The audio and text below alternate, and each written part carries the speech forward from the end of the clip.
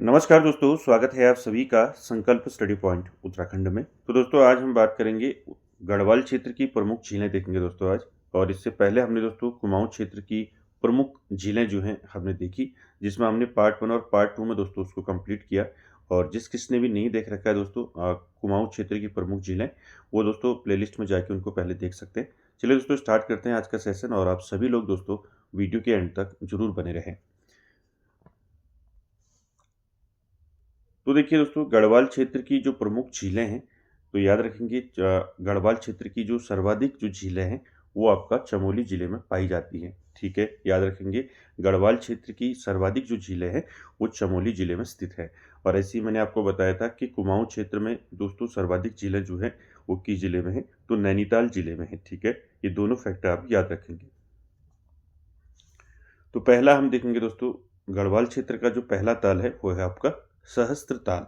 ठीक है, आप सभी ने सहस्त्र ताल के बारे में पढ़ा होगा। तो याद रखेंगे दोस्तों क्या क्या यहाँ से हमारे लिए इंपॉर्टेंट क्वेश्चन बनेंगे, उन सभी को हम दोस्तों देखेंगे। ठीक है, देखिए पहला जो यहाँ से आपको देखना है कि सहस्त्र ताल जो है दोस्तों ये किस जिले पर स्थित है, यानी कि किस जिले में आता है।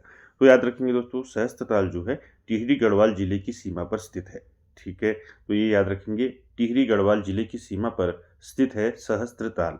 ठीक है, यानी कि उत्तरकाशी व टिहरी गढ़वाल जिले की सीमा पर स्थित है सहस्त्र ताल, याद रखेंगे। और साथ ही साथ दोस्तों गढ़वाल मंडल की सबसे बड़ी झील और सबसे बड़ा ताल कौन सा है, सहस्त्र ताल है।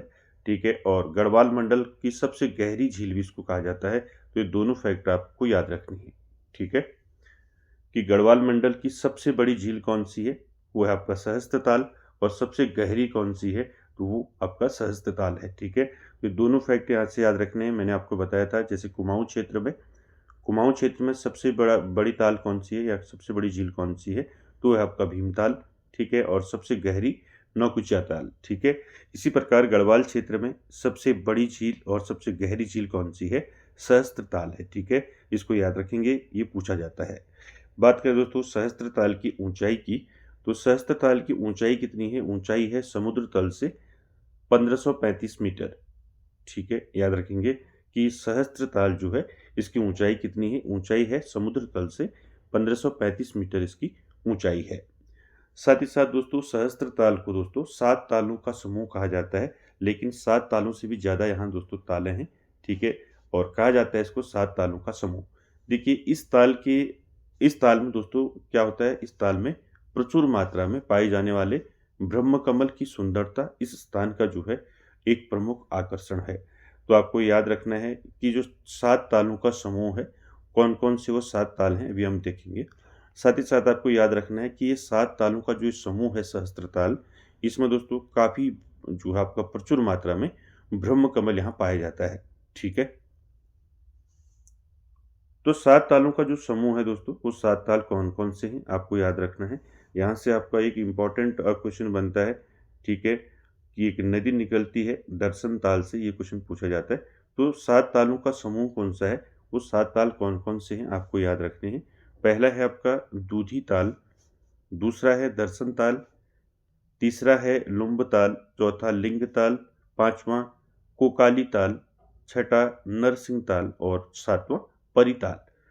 तो ये 7 तालों का समूह है सहस्त्र ताल, लेकिन इससे ज़्यादा भी यहाँ तालें जो है दोस्तों पाई जाती हैं। जैसे आपका दर्शन ताल है, दर्शन ताल से आगे भी दोस्तों यहाँ पर काफ़ी जो है तालें जो है यहाँ हैं। ठीक है, तो 7 तालों में ये 7 तालों के नाम आपको याद रखने हैं। और साथ ही साथ दोस्तों दर्शन ताल आपको याद रखना है कि दर्शन ताल से एक नदी निकलती है। कौन सी नदी निकलती है आपको पूछी जा सकती है, तो कौन सी नदी निकलती है, पिलंगना नदी निकलती है। कहाँ से, दर्शन ताल से।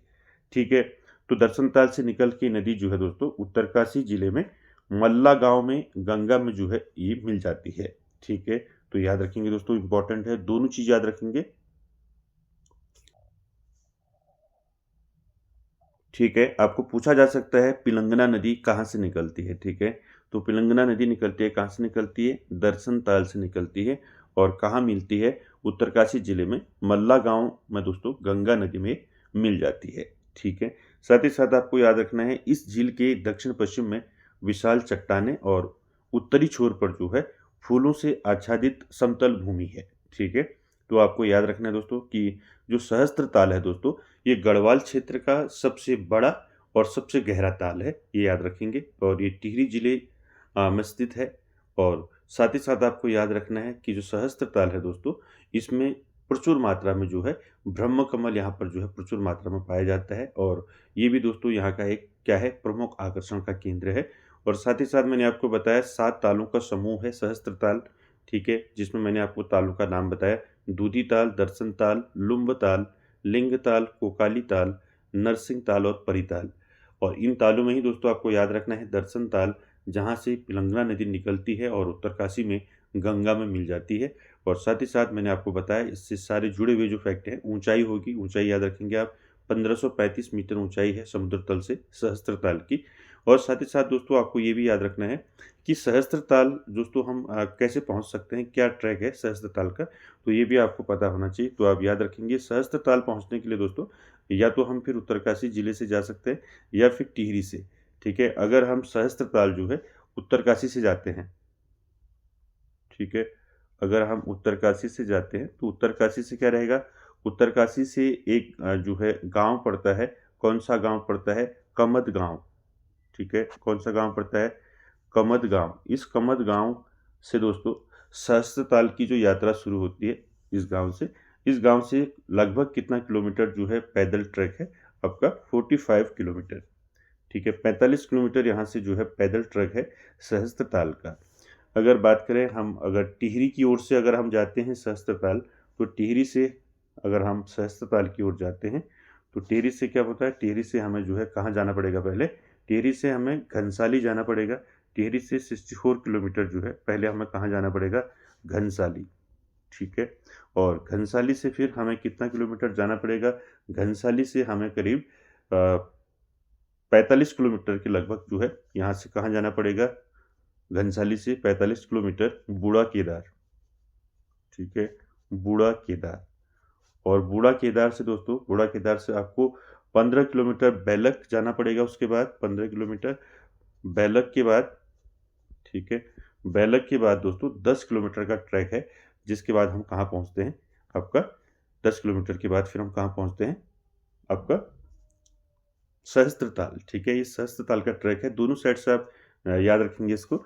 उत्तरकाशी जिले से अगर हम जाते हैं तो आपका डांडी कमत गांव पड़ता है, जहां से सहस्त्र ताल की यात्रा शुरू होती है, जो 45 किलोमीटर एक तरफ का जो है उसमें पैदल मार्ग है। अगर हम टिहरी की ओर से जाते हैं तो 64 किलोमीटर पहले हमें कहाँ जाना पड़ेगा, घनसाली जाना पड़ेगा, वहाँ से फिर 45 किलोमीटर बूढ़ा केदार, उसके बाद 15 किलोमीटर दूर बेलक, और वहाँ से फिर 10 किलोमीटर ट्रैक करके हम सहस्त्र ताल जो है पहुँचेंगे, यानी कि पहुँच सकते हैं, ठीक है। तो ये दोनों ट्रैक आप याद रखेंगे। तो सहस्त्र ताल से संबंधित सारे फैक्टर आपको याद रखने हैं दोस्तों। चलिए आगे चलते हैं दोस्तों। सहस्त्र ताल के बाद जो है अगला ताल है आपका मासर ताल। देखिए मासर ताल से कई बार क्वेश्चन बना है, ठीक है, तो याद रखेंगे मासर ताल जो है कहाँ स्थित है, पहले आपको ये पता होना चाहिए। देखिए मासर ताल आपका टिहरी गढ़वाल जिले में स्थित है, ये याद रखेंगे, ठीक।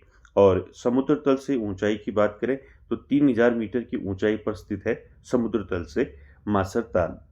और मासर ताल दोस्तों 2 कटोरीनुमा तालों से जो है ये निर्मित है, ठीक है, 2 कटोरीनुमा तालों से बना है मासर ताल। इसीलिए दोस्तों इसको क्या कहा जाता है, भाई बहन का ताल भी इसको कहा जाता है, याद रखेंगे। ये क्वेश्चन पूछा गया है, किस ताल को जो है भाई बहन का ताल कहा जाता है, तो किस ताल को कहा जाता है भाई बहन का ताल, मासर ताल को कहा जाता है दोस्तों, याद रखेंगे। और यहीं से दोस्तों क्वेश्चन पूछा गया था, तो याद रखेंगे ऐसे ही जो है यहाँ से क्वेश्चन पूछे जाएंगे। इस झील के चारों तरफ जो है घने वृक्ष और बुग्याल स्थित है, ठीक है, ये दोनों चीज़ें याद रखेंगे। यहाँ से मासर ताल से आपको याद रखना है, मासर ताल जो है टिहरी गढ़वाल जिले में स्थित है, पहला। दूसरा समुद्र तल से 3000 मीटर की ऊंचाई पर स्थित है। और मासर ताल का आकार कैसा है, तो 2 कटोरनुमा तालों से बना है, यानी कि 2 कटोरे के आकार का जो है 2 तालों से मिलकर बना है मासर ताल। और इसीलिए दोस्तों इसको क्या कहा जाता है, भाई बहन का ताल कहा जाता है, ठीक है, ये पूछा गया है, इसको याद रखेंगे। अगला ताल देखेंगे दोस्तों, वासुकी ताल या फिर बासुकी ताल, ठीक है, ठीक है। तो गढ़वाल क्षेत्र का दोस्तों तीसरा ताल है वासुकी ताल या बासुकी ताल, ठीक है। तो देखिए वासुकी ताल जो है दोस्तों, पहले आपको याद रखना है कि किस जिले में स्थित है। तो वासुकी ताल से संबंधित क्या-क्या इंपॉर्टेंट फैक्ट बन सकते हैं? देखिए, पहला आपने देखना है कि वासुकी ताल जो है दोस्तों किस जिले में स्थित है। तो वासुकी ताल जो है रुद्रप्रयाग जिले में स्थित है, याद रखेंगे। और केदारनाथ से करीब 8 किलोमीटर दूर है वासुकी ताल, ठीक है। और साथ ही साथ आपको याद रखना है वासुकी ताल का पानी जो है किस प्रकार का है, ये पूछा जाता है। तो लाल पानी वाला अनूठा ताल है वासुकी ताल। ये पूछा गया है कि कौन सा ताल का जो पानी है वो लाल है, तो याद रखेंगे वासुकी ताल, ठीक है। ठीक है, तो इसको आपको याद रखना है कि लाल पानी वाला ताल अगर आपको पूछा जाता है कि उत्तराखंड में किस ताल का पानी जो है लाल है, तो ये आपका आंसर रहेगा वासुकी ताल। और साथ ही साथ आपको याद रखना है दोस्तों, वासुकी ताल जो है नीले रंग के कमल के लिए प्रसिद्ध है। आपको पूछा जा सकता है कि कौन सा ताल जो है नीले रंग के कमल के लिए प्रसिद्ध है, तो आंसर रहेगा आपका वासुकी ताल, ठीक है। जितने भी फैक्ट आपकी वासुकी ताल से बनने हैं, सभी आपको याद रखने हैं, ठीक है। उसके बाद देखिए, वासुकी ताल को लैंड ऑफ ब्रह्म कमल भी कहा जाता है। तो आपको पूछा जा सकता है कि कौन सी ताल को जो है उत्तराखंड में या किस उत्तराखंड की किस झील को जो है लैंड ऑफ ब्रह्म कमल भी कहा जाता है। तो याद रखेंगे लैंड ऑफ ब्रह्म कमल जो है किस ताल को कहा जाता है, वासुकी ताल को कहा जाता है, ठीक है, याद रखेंगे। देखिए, वासुकी ताल के संदर्भ में अगला फैक्ट देखिए, सावन के महीने में भगवान शिव को चढ़ाने के लिए यहीं से ब्रह्म कमल लाए जाते हैं। तो याद रखेंगे, जो सावन का महीना होता है, सावन के महीने में भगवान शिव को चढ़ाने के लिए दोस्तों यहीं से क्या लाए जाते हैं, ब्रह्म कमल लाए जाते हैं वासुकी ताल से। देखिए, अगला फैक्ट है, स्कंद पुराण के अनुसार देखिए, श्रावण महीने की पूर्णिमा को इस ताल में मणियुक्त वासुकी नाग के दर्शन होते हैं। तो आपको पूछा जा सकता है कि उत्तराखंड के किस ताल में जो है मणियुक्त वासुकी नाग के दर्शन होते हैं, तो आंसर रहेगा आपका वासुकी ताल, ठीक है। ये सारे फैक्ट आपको याद रखने हैं कि स्कंद पुराण के अनुसार दोस्तों श्रावण महीने में पूर्णिमा को दोस्तों, पूर्णिमा के दिन जो है इस ताल में जो है मणियुक्त जो है वासुकी नाग के दर्शन होते हैं। उसके साथ ही साथ आपको याद रखना है, वासुकी ताल के पानी से दोस्तों सोन नदी निकलती है। यानी कि इस ताल के पानी से कौन सी नदी निकलती है, यहाँ से सोन नदी निकलती है वासुकी ताल से। इसको भी आपने याद रखना है, ठीक है। तो दोस्तों, वासुकी ताल से संबंधित सारे फैक्ट आपको याद रखने हैं। किस जनपद में है, रुद्रप्रयाग जिले में है वासुकी ताल। और इसका जो पानी है दोस्तों वो लाल रंग का है। और वासुकी ताल दोस्तों नीले रंग के कमल के लिए प्रसिद्ध है और केदारनाथ से 8 किलोमीटर की दूरी पर स्थित है। और वासुकी ताल को दोस्तों लैंड ऑफ ब्रह्म कमल भी कहा जाता है, मैंने आपको बताया। और इसी ताल में दोस्तों मणियुक्त वासुकी नाग के दर्शन भी होते हैं, ठीक है। और यहीं से सोन नदी निकलती है। तो ये सारे फैक्ट आपको याद रखने हैं।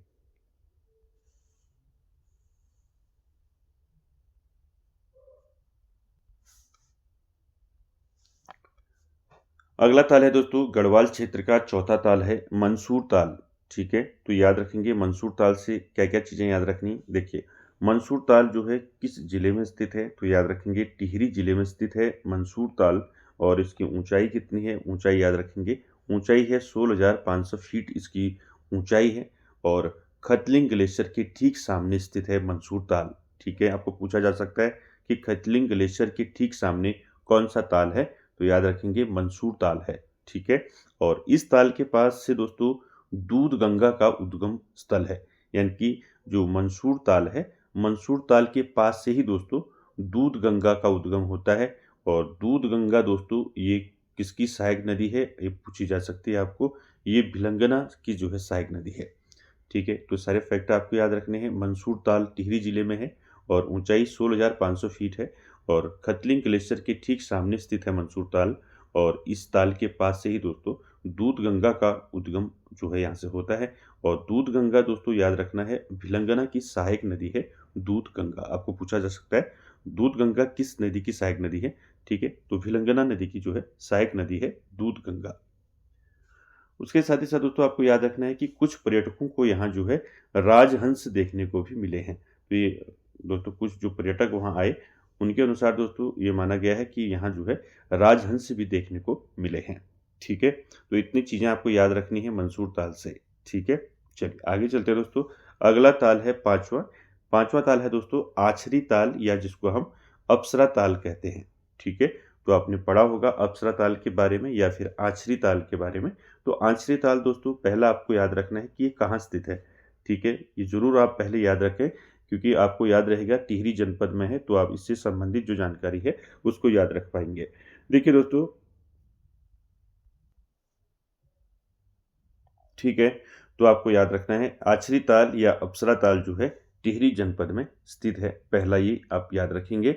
उसके बाद देखिए क्या मान्यता है, गढ़वाली में दोस्तों अप्सरा को जो है क्या कहते हैं, अप्सरा को गढ़वाली में आछरी कहते हैं। तो इसी कारण दोस्तों इसको जो है आछरी ताल भी कहा जाता है। ठीक है, और साथ ही साथ याद रखेंगे लोक मान्यता है कि इस सरोवर में हिमालय की अप्सराएं जो है आकर स्नान किया करती हैं। तो याद रखेंगे दोस्तों, आपको पूछा जा सकता है उत्तराखंड के किस ताल में दोस्तों हिमालय की अप्सराएं आकर जो है स्नान किया करती हैं।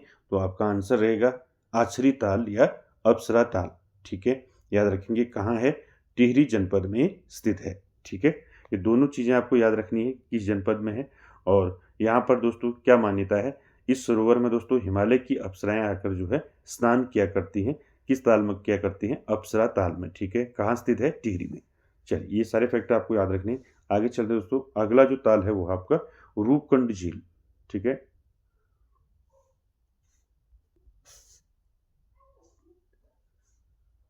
तो गढ़वाल क्षेत्र का जो छठा ताल है दोस्तों, छठा झील है, वो है आपका रूपकुंड झील। ठीक है, अब रूपकुंड के बारे में दोस्तों आप सभी जानते हैं, काफ़ी इंपॉर्टेंट है आपके लिए, क्योंकि यहाँ से आपके क्वेश्चन पूछे गए हैं कई बार। तो रूपकुंड दोस्तों पहले आपको याद रखना है किस जिले में स्थित है।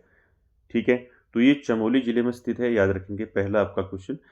उसके बाद दोस्तों यह जो है एक कैसी झील है, यह एक हिम झील है दोस्तों। आपको पूछा जा सकता है कि उत्तराखंड में कौन सी जो है एक हिम झील है, तो वो है आपका रूपकुंड झील। ठीक है, याद रखेंगे।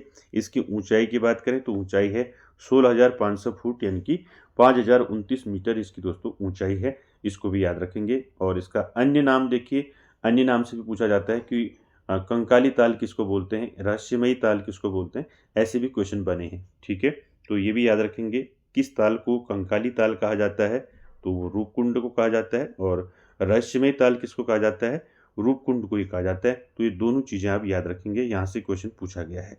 ठीक है, और साथ ही साथ आपको याद रखना है दोस्तों, ज़्यादातर समय जो है दोस्तों इस झील, जो ये झील है दोस्तों, ज़्यादातर समय तो जो है बर्फ़ से ढकी रहती है। ठीक है, तो ये हिम झील है दोस्तों, और यहाँ पर जो है ज़्यादा समय तक जो है ये झील जो है बर्फ़ से ढकी रहती है, इसको याद रखेंगे।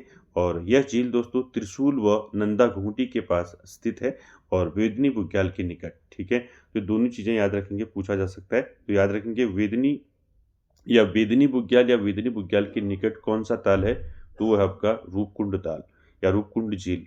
ठीक है, और आपको पूछा जाता है कि जो त्रिशूल और नंदा घुंटी जो है, जो पर्वत है, इनके पास कौन सा ताल स्थित है, तो वो है आपका रूपकुंड। ठीक है, ये दोनों चीज़ें आप याद रखेंगे, इंपॉर्टेंट है। देखिए दोस्तों, इसको कंकाली ताल क्यों कहा जाता है, इसके पीछे भी कई जो है मान्यताएं हैं। देखते हैं, पहला जो है दोस्तों झील का निर्माण से संबंधित हम तथ्य देखेंगे।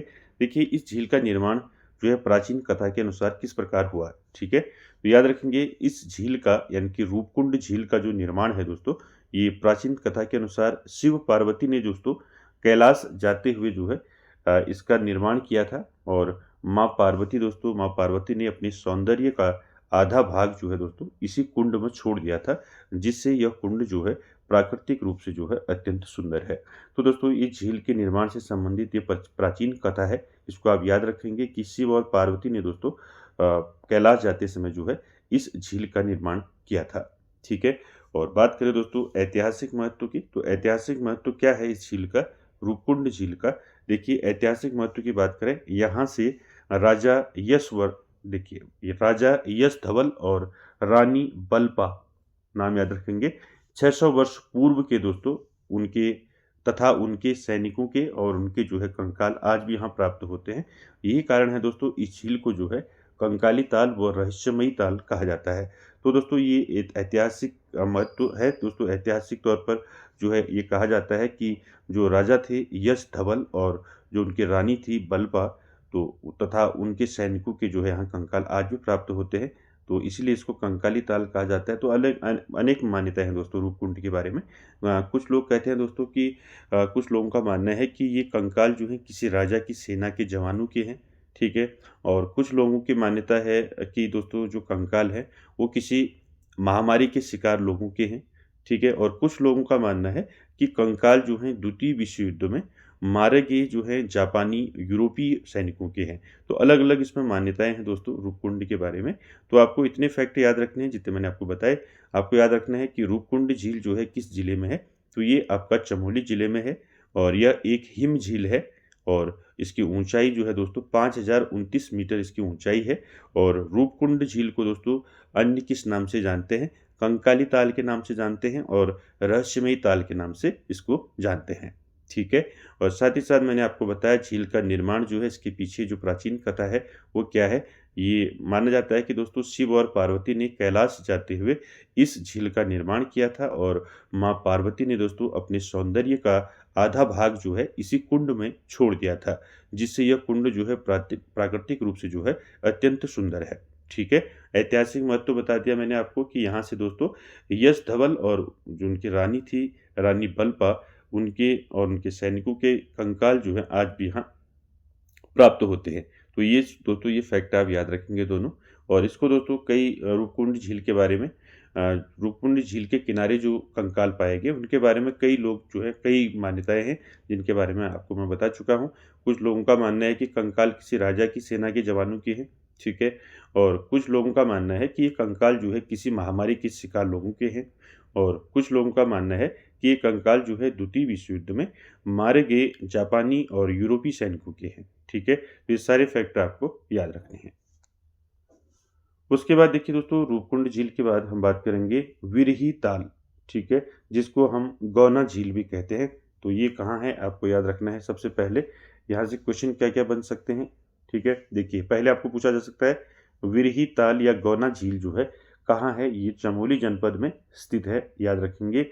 और ब्रिटिश काल में दोस्तों यह झील जो है बहुत बड़ी थी, ठीक है। और बिरही ताल के बारे में आपने कई जो है फैक्ट आप पढ़े होंगे विरही ताल। तो दोस्तों यहाँ पर आपको इम्पोर्टेंट फैक्ट याद रखना है, ठीक है। विरही ताल से, विरही ताल में दोस्तों 9 सितंबर 1893 में या 94 में दोस्तों क्या आई थी, बाढ़ आई थी, जिससे दोस्तों क्या हुआ था, अलकनंदा की सहायक नदी है विरही नदी, और विरही नदी में दोस्तों बाढ़ आई जिसकी वजह से दोस्तों किसका निर्माण हुआ, इस गौना झील का निर्माण हुआ, ठीक है। तो ये याद रखेंगे। यहाँ से इम्पोर्टेंट फैक्ट आपका क्या होगा, देखिए 9 सितंबर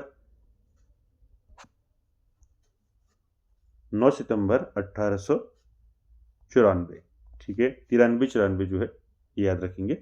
तो 93-94 में दोस्तों क्या हुआ था, बिरही गंगा जो है दोस्तों, बिरही गंगा जो है किसकी सहायक नदी है अगर आपको पूछा जाता है तो अलकनंदा की सहायक नदी है बिरही गंगा, ठीक है। तो बिरही गंगा में दोस्तों क्या हुआ, अचानक बाढ़ आई इसमें 1894 में, जिससे क्या हुआ, इसी मलबे से दोस्तों जो ये बिरही गंगा जो मलबा लाई उसी मलबे से बिरही नदी का निर्माण हुआ दोस्तों और एक झील बनी बिरही झील, ठीक है। और बिरही झील दोस्तों इसकी जो गहराई है, ठीक है, इसकी गहराई 270 मीटर है, ठीक है, ये भी याद रखेंगे। और क्या हुआ बाद में दोस्तों, फिर इसके बाद जो है 1894 के बाद जो है क्या हुआ, 1894 की बाढ़ से जो है काफ़ी सारा जो है नुकसान हुआ गौना झील को। इसके बाद दोस्तों 70 साल के बाद, ठीक है, यानी कि 76 ईयर्स के बाद लगभग, अब फिर 76 साल के बाद दोस्तों 1970 में, ठीक है, क्या हुआ 1970 में दोस्तों अलकनंदा नदी में दोस्तों चमोली व अलकनंदा घाटी में दोस्तों चमोली व जोशीमठ के बीच जो है बादल फटा दोस्तों 1970 में। 1970 में दोस्तों क्या हुआ, चमोली व जोशीमठ के बीच बादल फटा और इस तबाही का आलम ये रहा कि दोस्तों जो 1894 में जो बाढ़ आई थी उससे जो बची थी गौना झील वो पूरी तरह से क्या होगी, नष्ट होगी। और साथ ही साथ बताया जाता है दोस्तों कि इस घटना से दोस्तों क्या हुआ, काफ़ी सारा नुकसान हुआ। बताया जाता है कि जो बेलाकुची गांव था वहाँ का, बेलाकुची गांव की जो 30 बसों के जो काफ़िला है, जो 30 बसों का काफ़िला जा रहा था, तो वो सब पानी से, बाढ़ की वजह से, बादल फटने से क्या हो गया, बह गए। और साथ ही साथ दोस्तों चमोली से हरिद्वार के बीच में जो है 13 पुल जो है बह गए और साथ ही साथ जो है 70 लोगों की इसमें मौत हो गई दोस्तों। तो ये माना जाता है दोस्तों, ठीक है।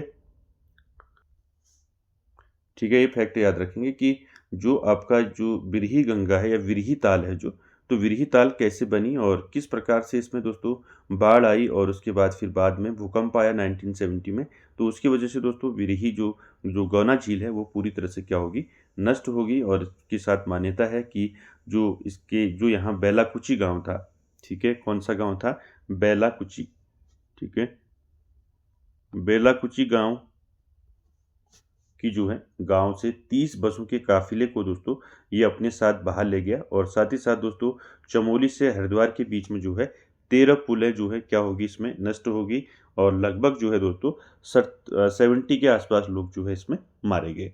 तो ये सारे फैक्टर आपको विरही ताल यानी कि गौना झील से याद रखनी है। गौना झील यानी कि विरही ताल कहाँ है, ये चमोली जनपद में स्थित है, ठीक है। और इसमें से जो डेट मैंने आपको बताई ये दोनों आपको याद रखनी है। पहली डेट आपको याद रखनी है 9 सितंबर 1893-94, ठीक है। तो ये याद रखना है पहला, क्योंकि इसमें जो है क्या हुआ था, अलकनंदा की सहायक नदी बिरही गंगा में क्या हुआ था, बाढ़ आई थी, जिसकी वजह से इसके मलबे से क्या हुआ, एक झील का निर्माण हुआ, ठीक है, गौना झील का। और उसके बाद दोस्तों क्या हुआ, इसके बाद जो है आपका 1970 में, ये भी याद रखेंगे, 1970 में क्या हुआ, 1970 में अलकनंदा घाटी में चमोली और जोशीमठ में जो कि चमोली और जोशीमठ के बीच क्या हुआ, चमोली और जोशीमठ के बीच बादल फटा, ठीक है। इस तबाही का आलम ये था कि जो 1894 में जो आई थी बाढ़, उसके बाद जो बची थी गौना झील वो पूरी तरह से क्या होगी, नष्ट होगी, ठीक है। तो दोनों चीज़ें आप याद रखेंगे, 1970 और 1893-94, ठीक है, ये दोनों आपको याद रखनी है। क्लियर है। तो दोस्तों हमने गढ़वाल क्षेत्र की जो है 7 जो है झीलें देख ली हैं। और 8वीं झील से दोस्तों हम नेक्स्ट क्लास में देखेंगे। और आज की क्लास में दोस्तों यहीं तक हम बात करेंगे। और दोस्तों कैसा रहा आज का सेशन दोस्तों, कमेंट बॉक्स में ज़रूर कमेंट करें। और वीडियो को एंड तक देखने के लिए थैंक यू वेरी मच।